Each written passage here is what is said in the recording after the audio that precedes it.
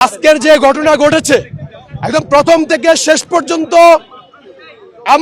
আমি নিজে স্পটে ছিলাম, আপনারা নিজেও আমাদেরকে দেখেছেন। আজকে আমরা শান্তিপূর্ণভাবে আমাদের পূর্ব নির্ধারিত কর্মসূচি, আমাদের বিক্ষোভ মিছিল নিয়ে আমরা জাতীয় পার্টির কার্যালয়ের পাশ দিয়ে আমরা পল্টন পর্যন্ত গিয়েছি, পল্টন মোড় পর্যন্ত।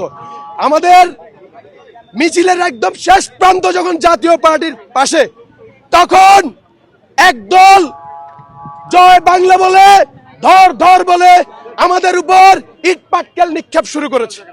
তখন আমাদের সভাপতি আমাদের নেতা কর্মীদেরকে কোনো প্রকার উস্কানিতে পা না দিয়ে আমাদের মিছিল নিয়ে আমাদের কার্যালয়ে ব্যাক করার পরামর্শ দিয়েছে।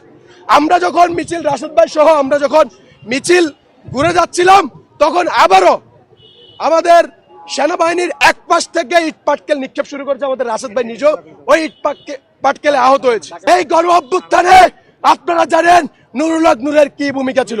আওয়ামী ফ্যাসিস্টের যে সেনা কর্মকর্তারা আছে, আজকে নুরুল হক নূরের উপর তারা গণ অভ্যুত্থানের প্রতিশোধ নিয়েছে।